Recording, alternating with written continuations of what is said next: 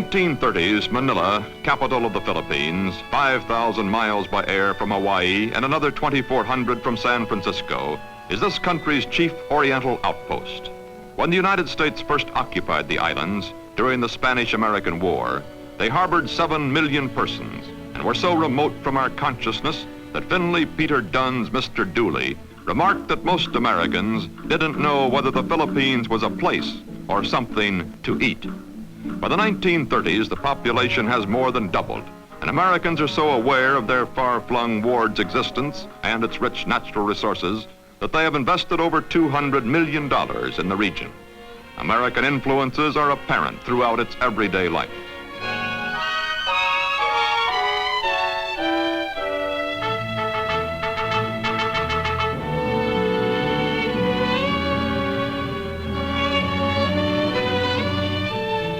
For all Filipinos, there is a single political goal: independence. In 1934, the American Congress, in a significant departure from big power colonialism in Asia, pledges independence for the Philippines by 1946. Some Filipinos favor waiting for self-government until their country is politically mature. Others want to go it alone immediately.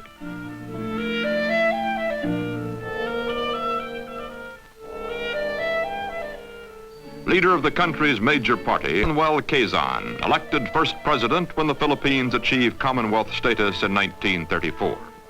Quezon promptly asked the help of a retired soldier to whose father the Filipino president once surrendered his sword after an abortive insurrection. For Douglas MacArthur, who brings along a promising young staff officer, it is his third trip to the islands. As a field marshal in the Philippine Army, MacArthur conceives a 10-year plan for the defense of the Philippines. He has relatively few men to work with. Their training is still far from complete in 1941, when MacArthur becomes commander of United States forces in the Far East.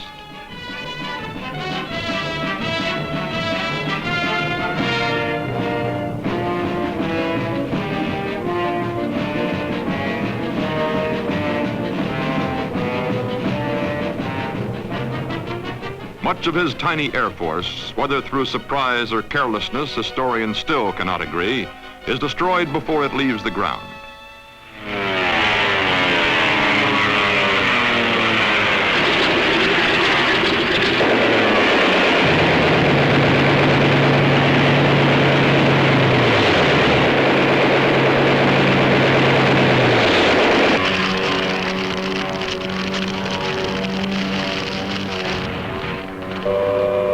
December 26th, to spare Manila, MacArthur proclaims it an open city. Manila is nonetheless uneasy, and with good cause, for the Japanese ignore the proclamation.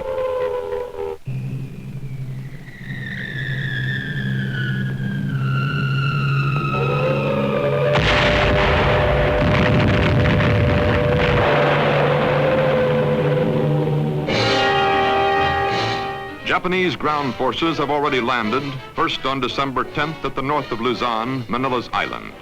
Then at Legazpi, Mindanao, Lingayen Gulf, Palawan, the Visayas, and central Luzon.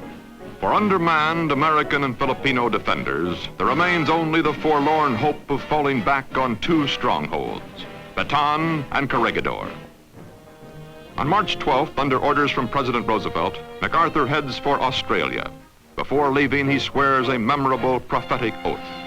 I shall return. Nothing is more certain than the ultimate reconquest and liberation from the enemy of those and adjacent lands. I repeat, I shall return.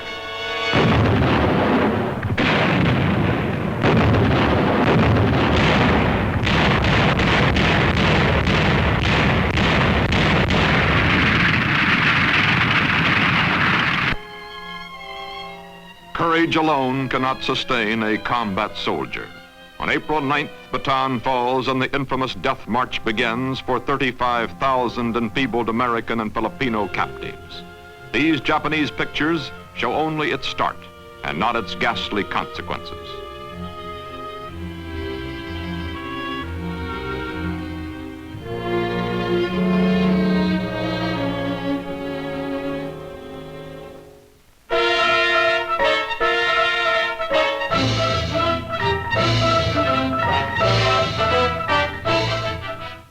down under heel, the Japanese concentrate on Corregidor. Every inch of this 5-square-mile island fortress is raked with bombs.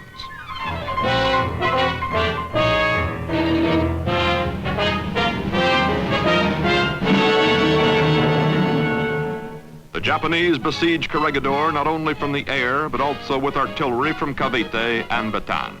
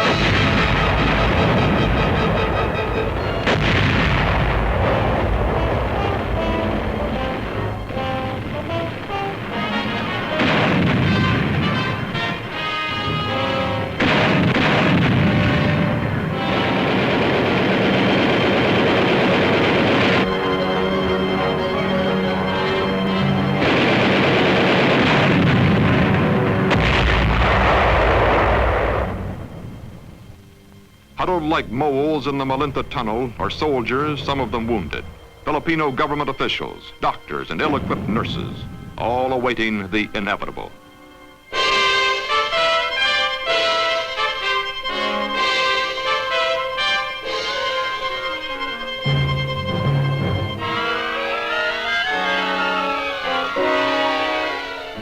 On May 6, 1942, the Japanese finally set foot on Corregidor, and that proud fortress falls.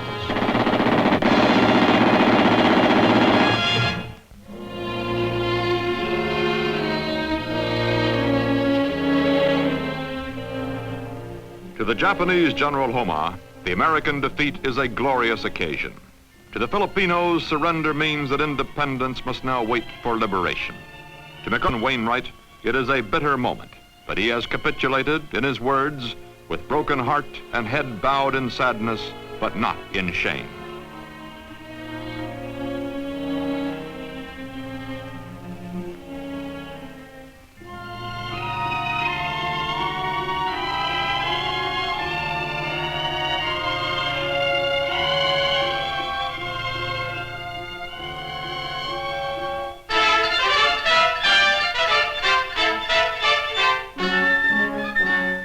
Manila under the Japanese.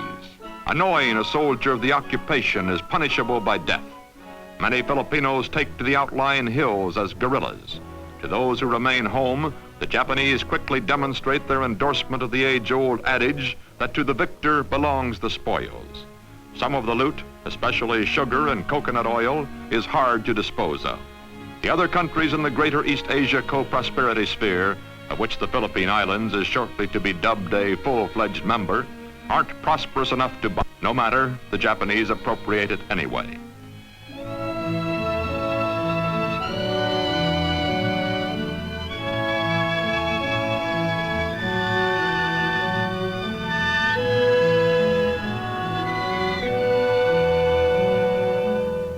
Under the Japanese, the Filipinos eat frugally, but their conquerors dare not let them starve.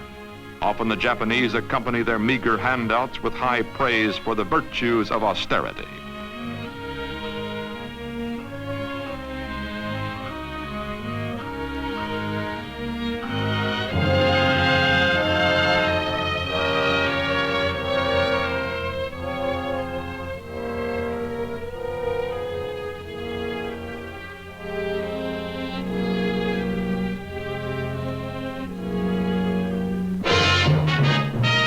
Where once Americans figured importantly in the economy of the islands, Japanese move in.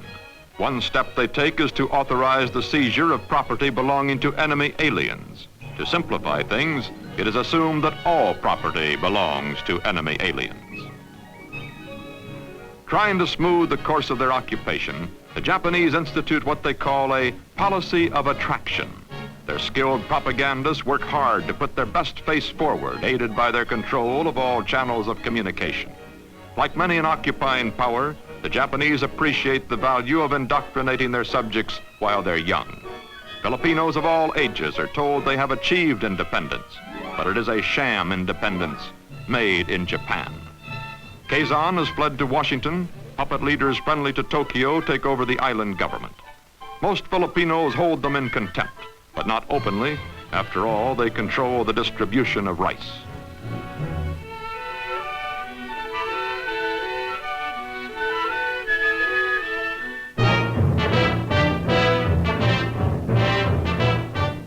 There are the usual slogans, and along with them the usual parades. Native collaborators and Axis nationals make a show of solidarity.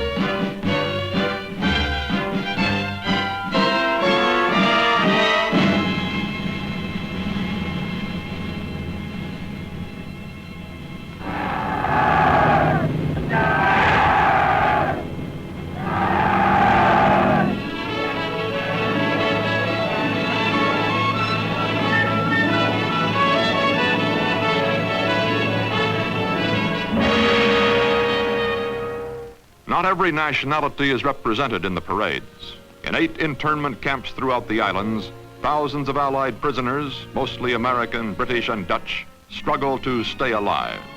Their food, they never see meat, arrives in the same garbage cans used to haul away the Japanese trash. The difference in quality is slight.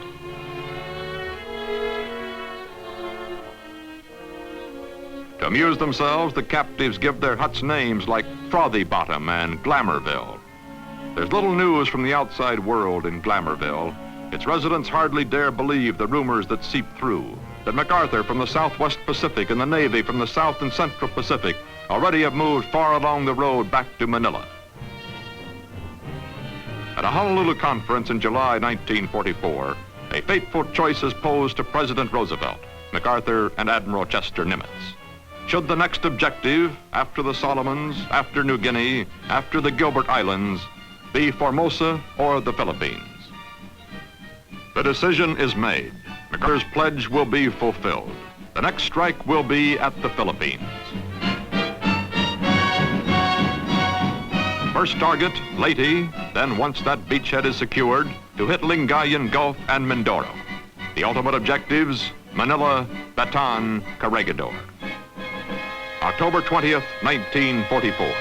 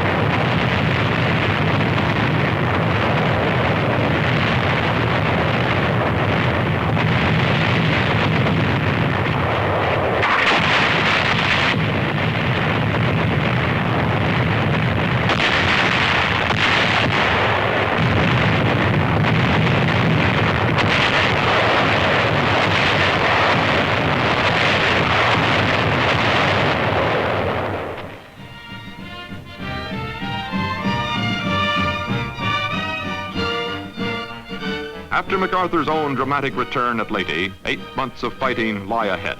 But now the story is different.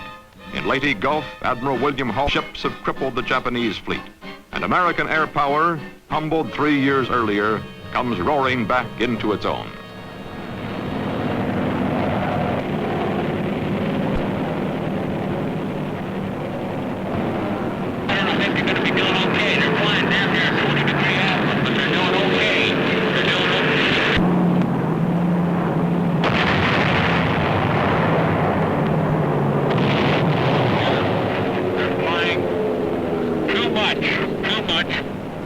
from northwest, too much from northwest to southeast.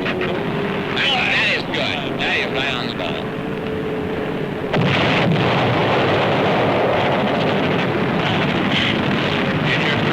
And your three. Bombs. Very nicely played.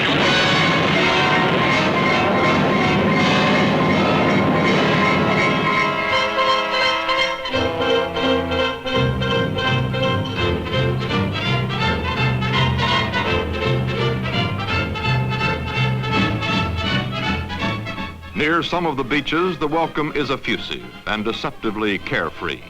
But the American casualty figures of the Leyte campaign alone, 3,500 killed, 12,000 wounded, attest to the fierceness of the fighting in the jungles beyond the shore.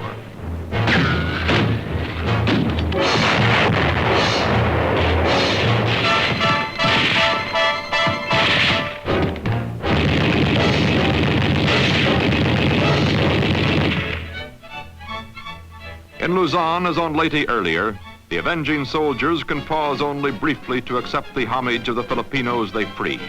For beyond this village is another, and beyond a multitude of villages, all pointing toward victory.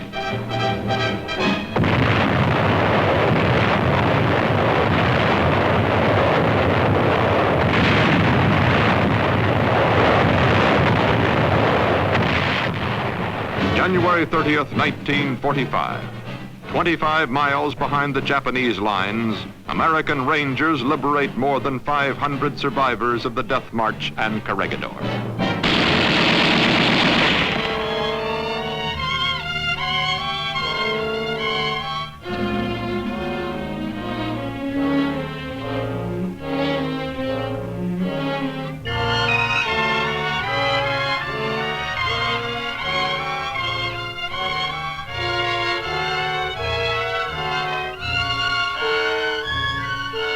The next goal is Manila.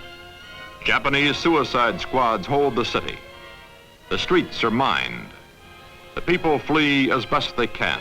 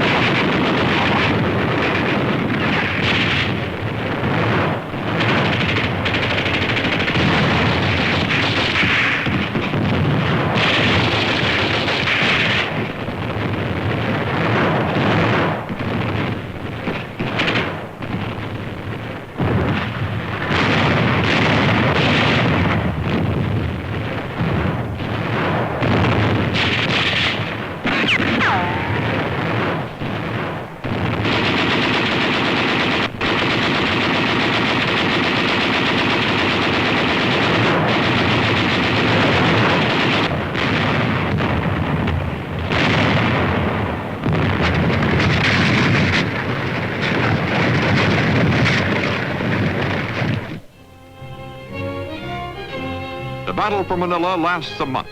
When it is over, much of the wounded city has been put to the torch. Before the flames have dwindled, the people of Manila start returning to their broken homes.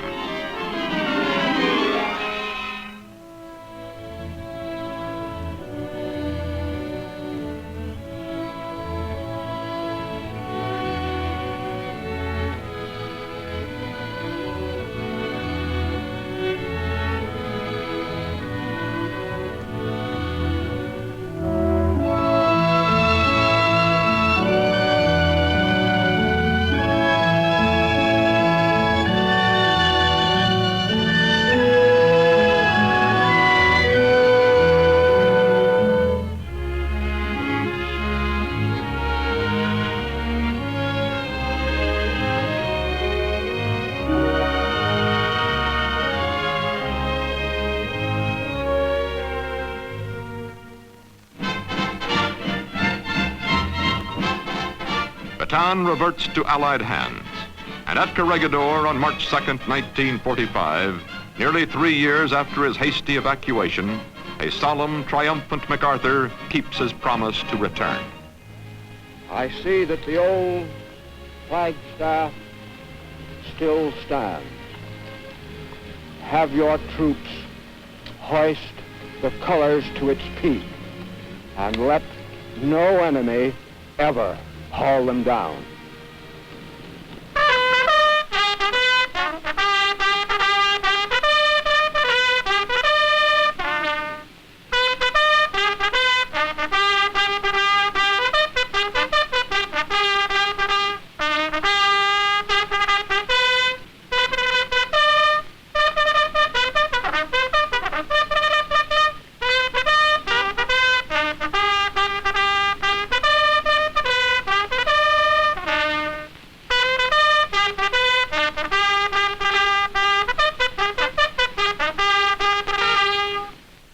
On July 4th, 1946, America keeps its promise. In a formal proclamation, President Truman recognizes the independence of the Philippines as a separate and self-governing nation.